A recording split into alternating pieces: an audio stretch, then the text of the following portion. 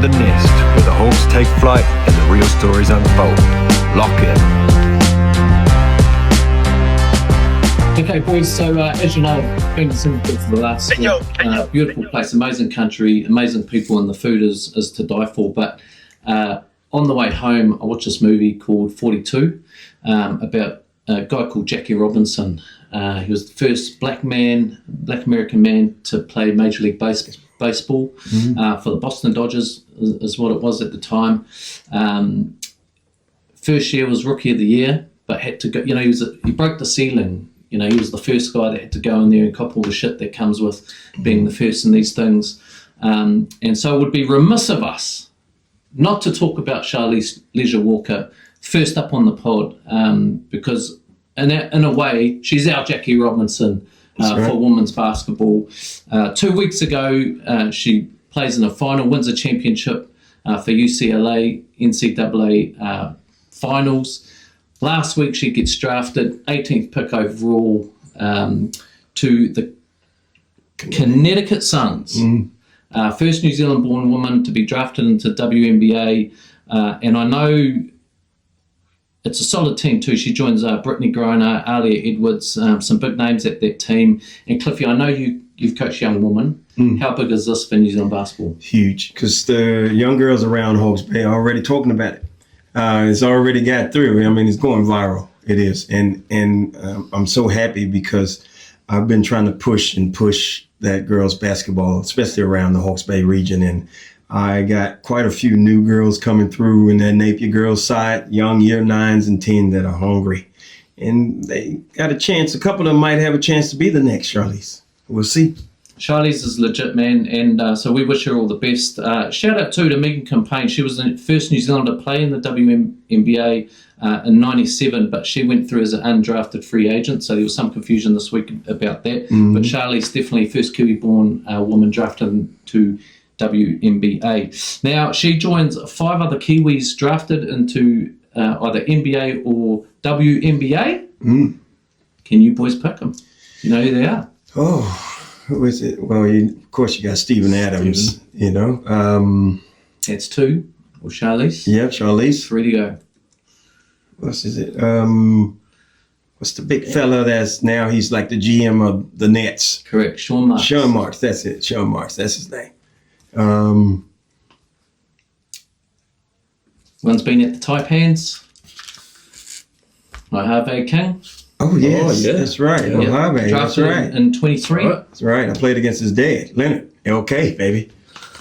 Shout out. And the last one you guys are never going to pick, it's Talia Tupaia in 2017. Born in Penrith, played all her rep basketball for Australia, but dual nationality. So has played for the Tall Ferns, and that's how she qualifies. So 5 Kiwis, NBA, in WNBA. Big week for New Zealand basketball. Yep. Now, 1 week is a long time in basketball, boys. I talked about it in episode 2. I didn't like it. We're going to get into that a little bit later on. But this week, the club says goodbye to Cole Adnam. 3 games as replacement cover for Jackson Ball. 7 assists per game. He shot free throws at 80%. He was 3rd in the league currently, free throw shooting. 47 points in those 3 games. 21 assists, 2nd in the league. So he's going to be a big loss for the club as we say goodbye to him. Huge. The babyface assassin, you know, I wish he could stay longer, man. Total professional dude. All the boys loved him. Can't say a bad word about him. He came in, did his business. Now he's gapping it. Wish he could stay, but wish him all the best in his wherever he's going now, NBL 1 team. I'll keep following him now. Got to know him a little bit, and he's even a better person off the court. So he's cracked 30 years of age. Keanu, what was it like having him in the dressing room just for those 3 games? Oh, it was great. Like he's, you know, obviously you said he's 30. Like he's been around many leagues, been over Europe. Like just talking to him, he's kind of had that vet role while he was here and really helped us like learn. He like taught, was always like talking to those younger guys, talking to like us older boys. But yeah, he was great to have around, and like just kind of that leadership was something that was good to see. And you could see that on the court too. You know, every huddle was Cole sort of running the show, and we got to fill we've got to fill that gap now going forward. Jackson back, he's looked good in that last game as well, but potentially still some spots on the team coming up. Chase Jetty, still waiting for him. It sounds like he's a couple of games away, not sure, and potentially still an import spot sitting around. So it'll be interesting to see what happens there. Now, we are giving away a Sterling Sports gift card today, $100 gift card from Sterling Sports Napier. But to find out how you win that, hang around to the end of the pod and we will let you know. Now, let them know who our guest is today, Cliffy. Here he is, Keanu Rasmussen, the son of Rasmus. There he is. Keanu, welcome to the pod, man. Welcome. Oh, thank you. I've been waiting for this because, I've said earlier in our podcast that you're one of my favourite players in 24. Just hadn't seen a lot of your playing. You're only just turned, just 23 years of age, and you've done a lot in your career. Just start telling us where did you grow up and how did you start your basketball journey? I grew up in Adelaide, over in South Australia. Was kind of there, did all my juniors there for West Adelaide Bearcats and then Sturt Sabres. So played over there, went through all the state programs. And then, from there I moved to Canberra where I went to the Global Academy. Did, I think it was 2 years over there, and then went straight over to the States to college, CBU. And then came back, went to Adelaide for a bit, came over here, and then been through the NBL. And now three seasons. You've done 3 seasons with Adelaide 36ers, 38 games in those 3 years as a development player. Tough year for you personally, I guess, because you haven't had the minutes. You haven't had the burn this year. But it must have been nice to sit there and just sort of watch Bryce do his thing and the guys get to the finals. And no doubt you contributed. Bushy, every man contributes when you go to a championship. So how was that for you? Yeah, no, it was obviously tough, especially early on, kind of finding that role and then not having those minutes. But we had such a stacked team. I think any team with Bryce as well, you're kind of going to be step back a little bit. But it was awesome to just watch every day, still training against him. I'm still guarding him every practice, and I think that helps still.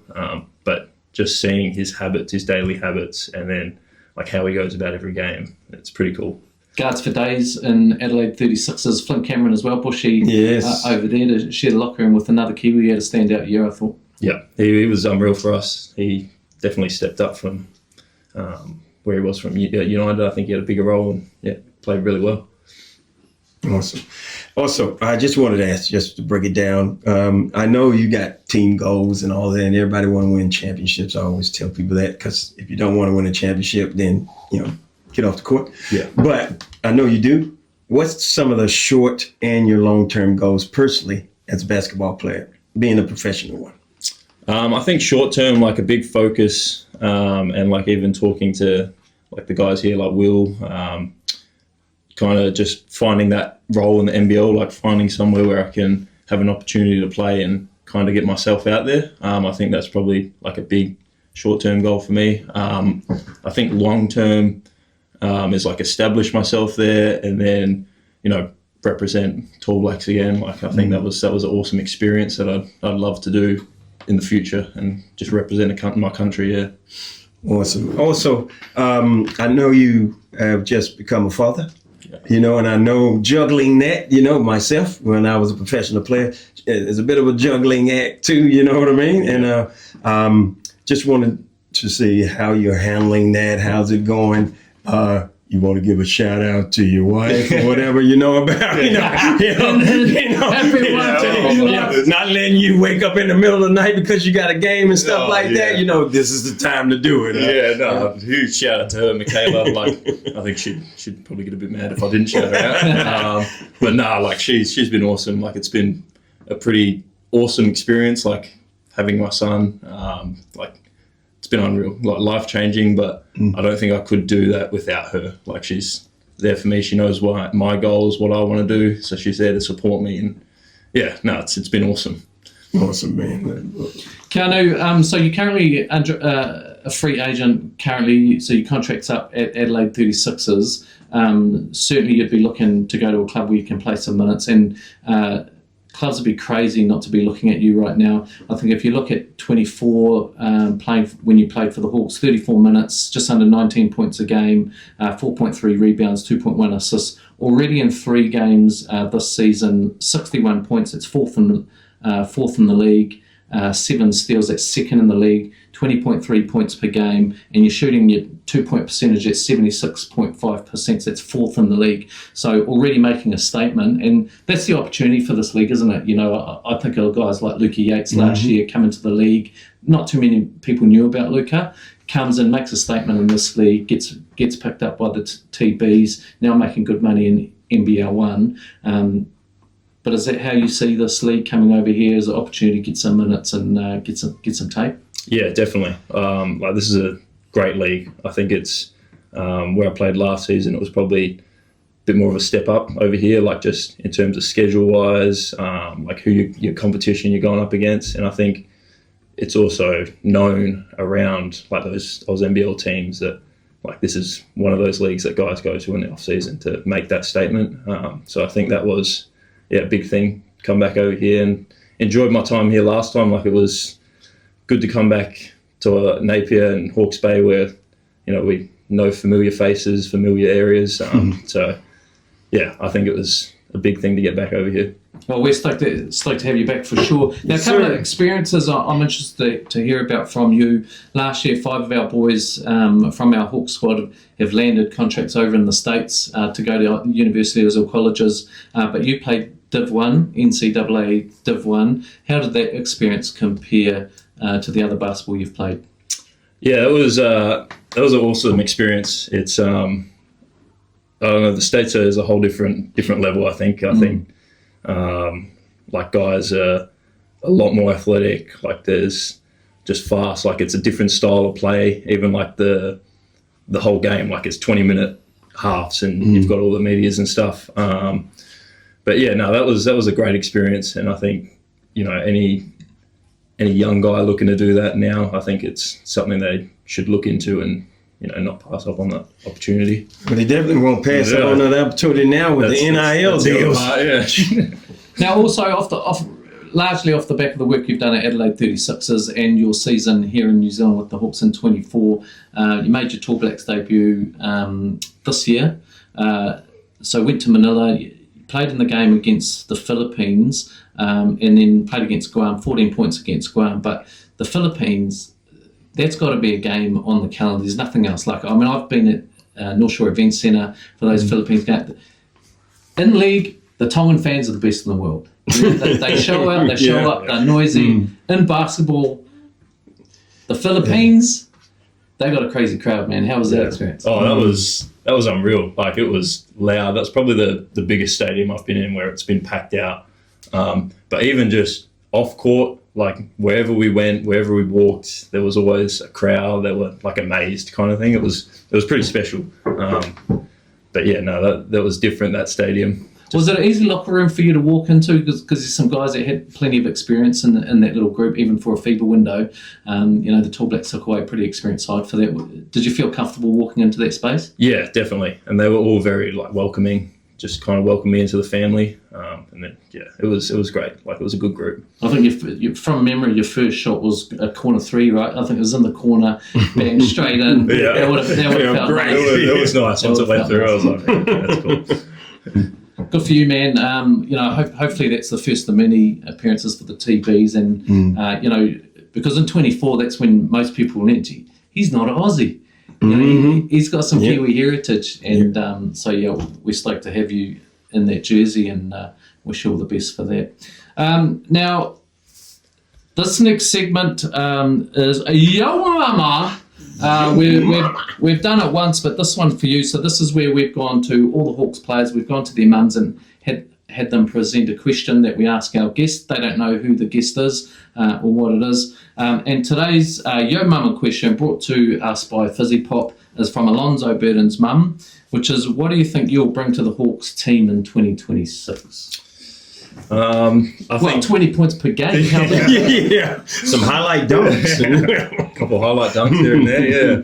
No, I think I'll bring like my all, like high energy. I think I'm going to try play my hardest every game. Like as soon as I put the jersey on, I want to try win. Obviously, we'll get there in that space, but yeah, I'm going to try to do whatever I need to help the team win, whether that's scoring, like throwing a good pass, defending. But yeah, I think my energy is probably one of the main things that I'll bring. No, that's cool, man. That's the Young Mama question for Keanu Rasmussen today. Now, like we do for all our guests, thanks to Coastie's Golf Lounge, proud supporter of the pod. It's the long drive leaderboard. You've had a crack. Let's have a look, Keanu. Now, you play a bit of golf?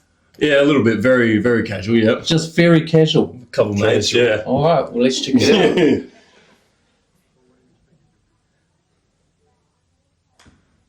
That's not bad, Bushy. That's a good swing. Damn. That is a good swing. He smashed it.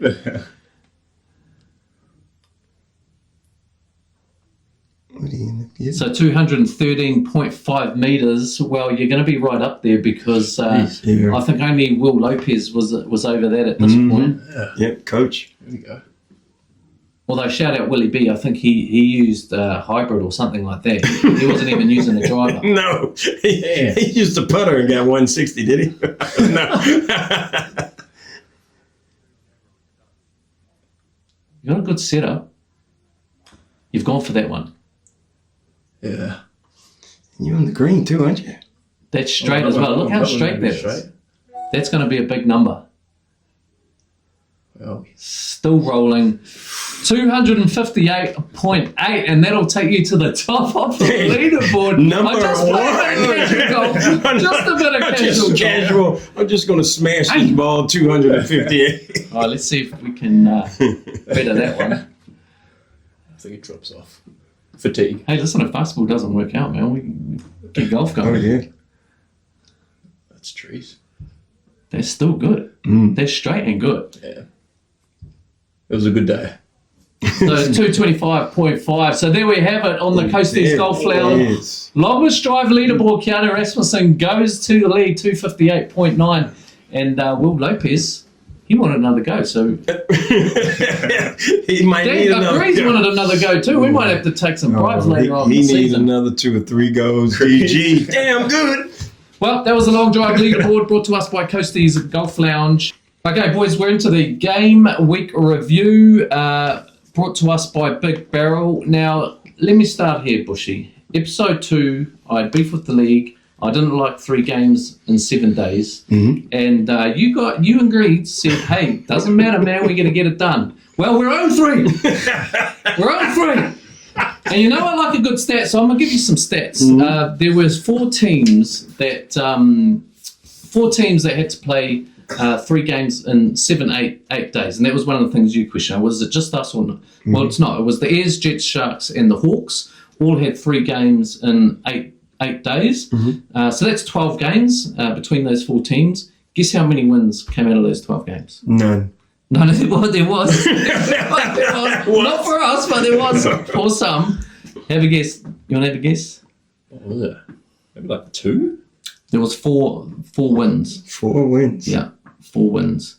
2 to the Airs, 1 of the Jets, 1 of the Sharks. Obviously, 2 of those are against us. So that just shows you statistically significantly disadvantaged. Early on in the season when you're waiting for players to come back, your team's figuring it out. Now, new segment, Big Beefs. Big beef. 2 teams, until last Sunday, had only played 1 game. Have a guess who they are. Conspiracy, I don't know.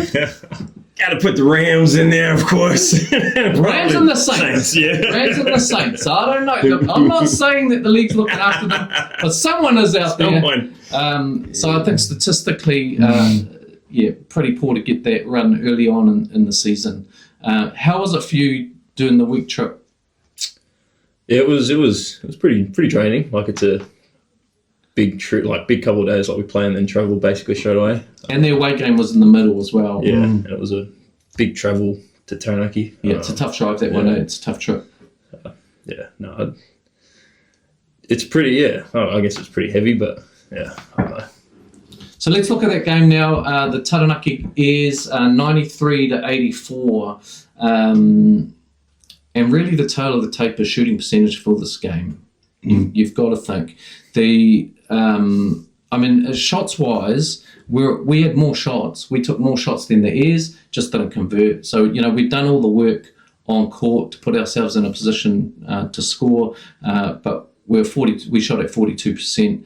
They shot at 49%, and ultimately that's the tail of the tape. They shot 9 from 18 free throws. We were 9 from 23, and I think free throws has been a bit of an issue for our side in the games, and 3-point percentage as well. Although both teams didn't shoot great, we had 9 from 27 from 3, so 33%, and Taranaki 12 from 32 at 37. But they shot 58% from 2.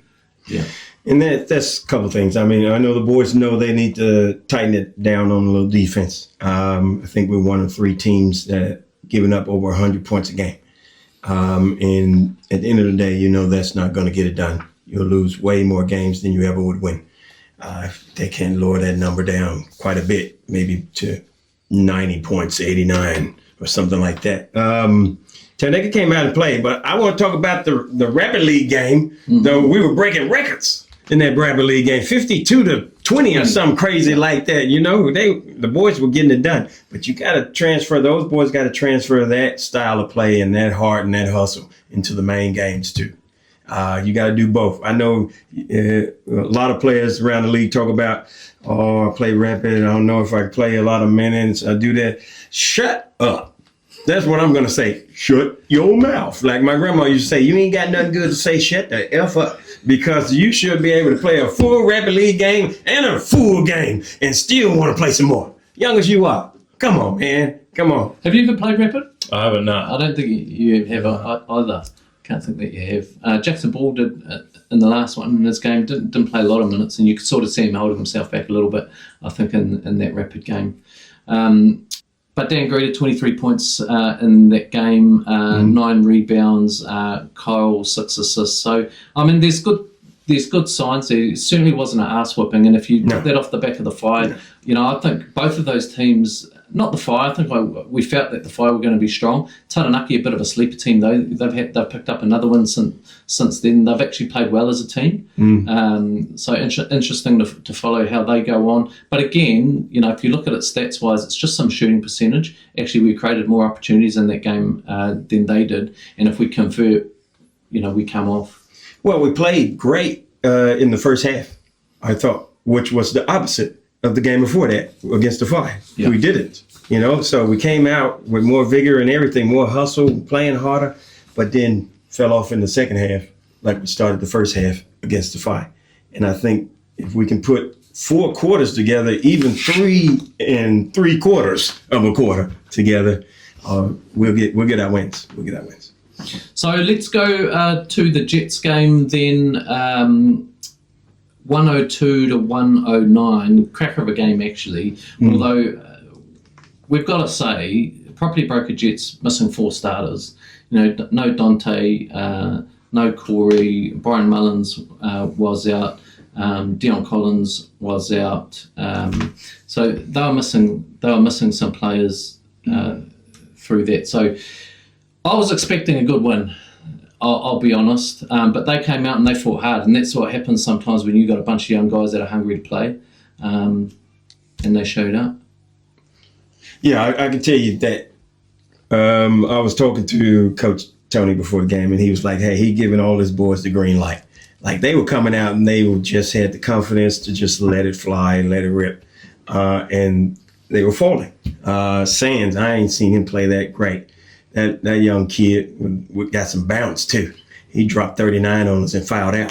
You know what I mean? Like he was dropping it from everywhere. He showed his complete game style in that. He played 38 minutes. Caden Sands. He was tough to stop. We couldn't figure out clearly how to stop him. No, he was. He was tough. He was hitting some tough middies as well. Man. Mm-hmm. Yeah. Well, he jumped higher than some people are tall.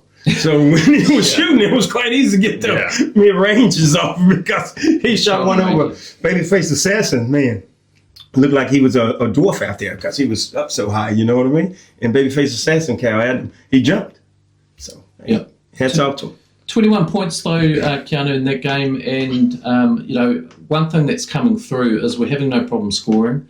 It's just defence that's letting us down a little bit. Obviously, we don't have a name big at the moment, so Tommy Ferg's having to pick up some minutes. Obviously, Clifton Bush has the third's been in amongst there, either playing 4 or 5 as well to get those minutes in. But it's clearly a hole in the side at the moment as we wait for Chase Jeter to come back. Yeah, I think when he get back, it will help, but I don't want the boys to use Chase as a crutch because then he'll get in foul trouble trying to help everybody out because we control those blow-bys and just half of 50% better than what we're doing now, and then it'll be okay. Then you got that guy in the middle that's going to help you those other times, but you can't put him under pressure like that. And you know how this league is. A new cat coming in, a new import comes in, them referees get a little, and I mean, that whistle get to blowing.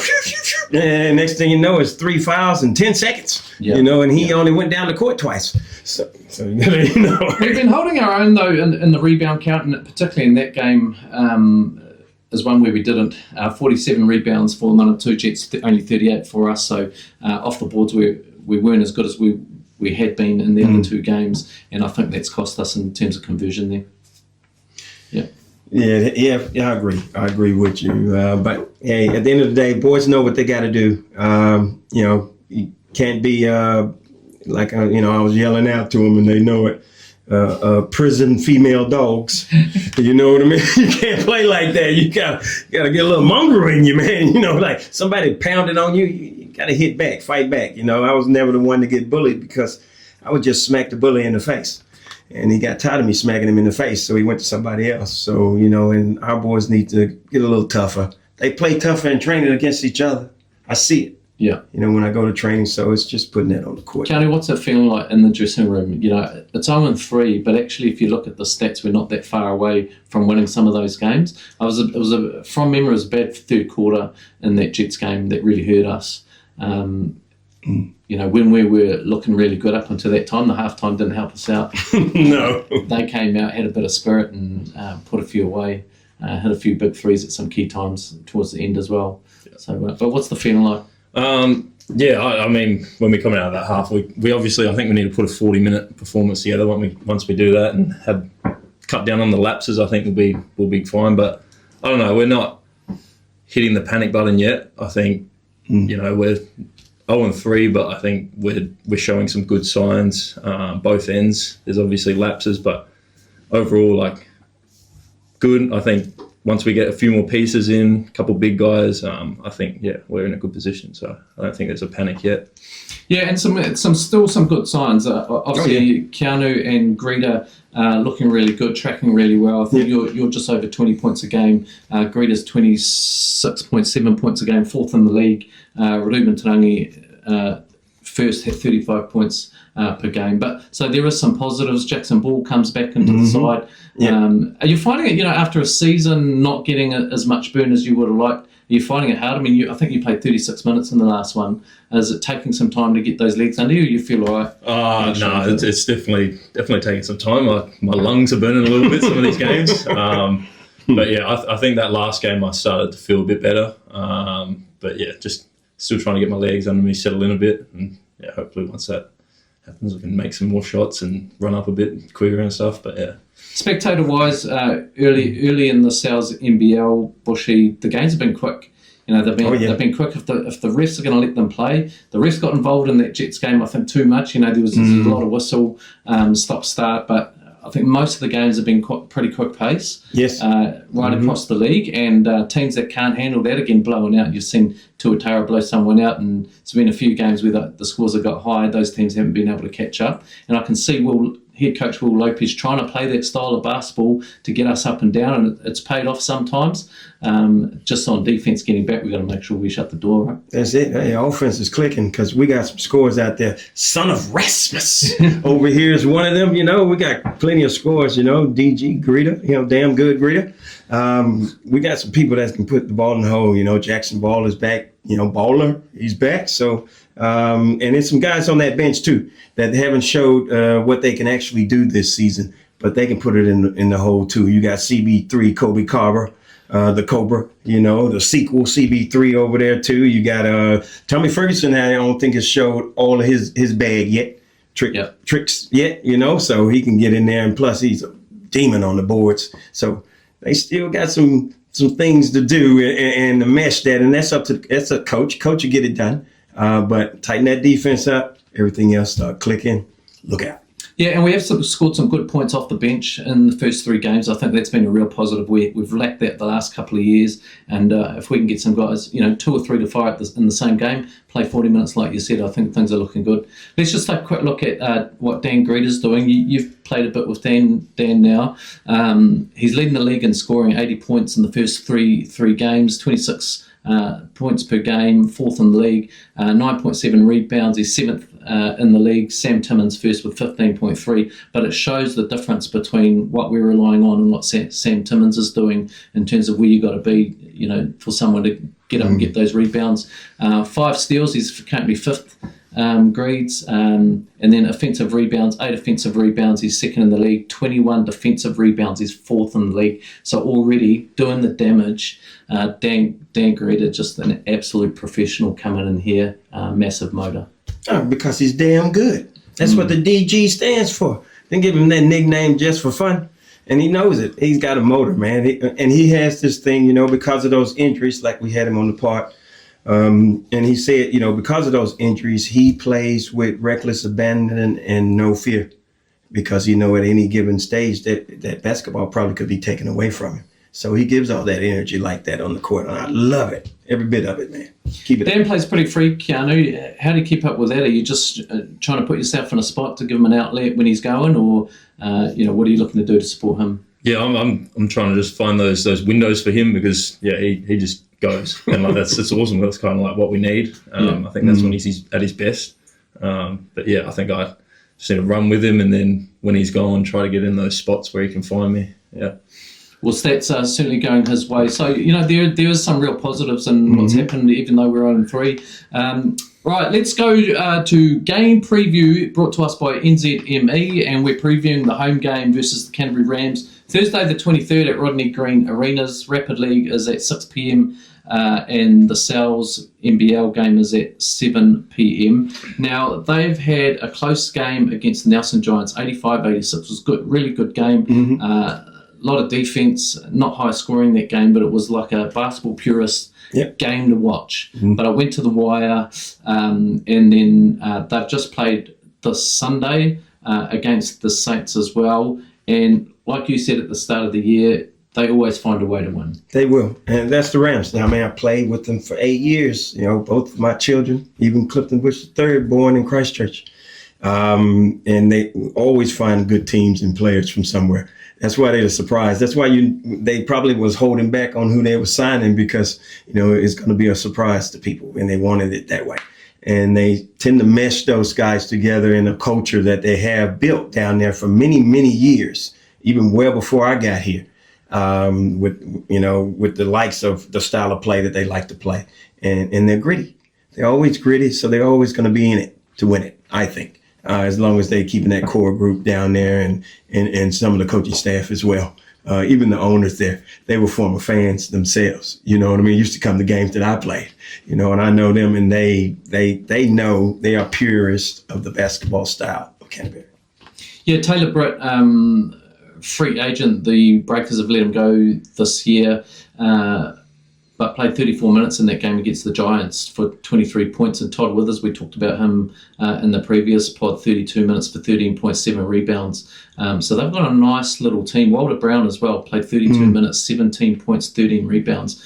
And we know the damage that Walter Brown, he's a bit of a sleeper, Walter. Like when you're watching the game, you notice him, but then you look up at halftime and he's got 20 points. So, they've got a bunch of guys that are just solid. And if they play in a system that they've had for a number of years, they can get you. And winning is contagious, just like losing sometimes, to be honest. But winning is contagious. When you start winning, you expect to win every game, no matter what, if you're down by 20, 15, whatever.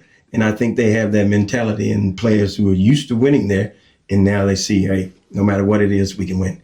You got a winner's mentality like that, your teams are going to win. End of story.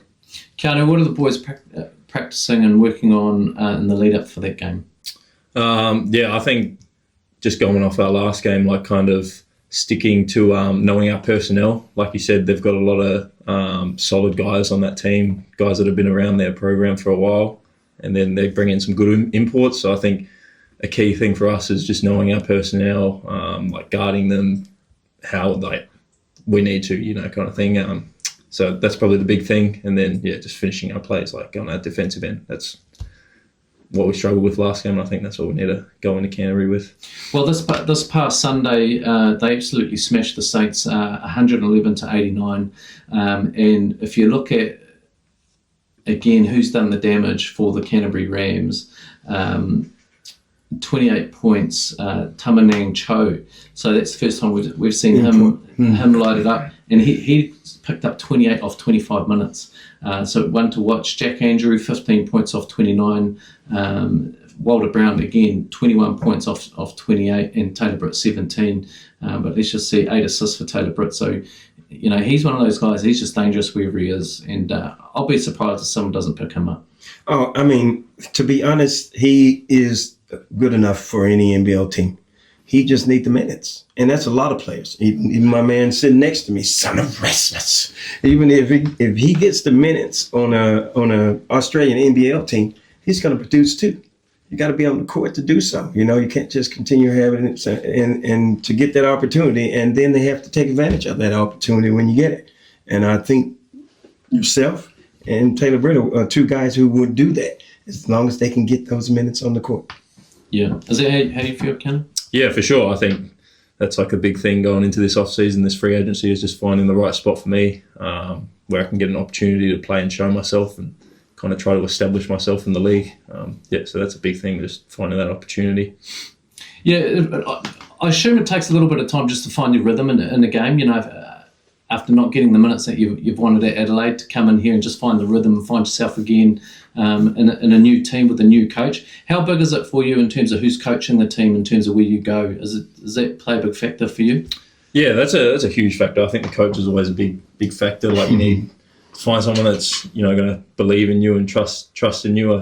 You got to produce and do your role, but I think it helps having a coach that puts their all into you and trusts you with what they're kind of trying to do. So I think that's a big thing.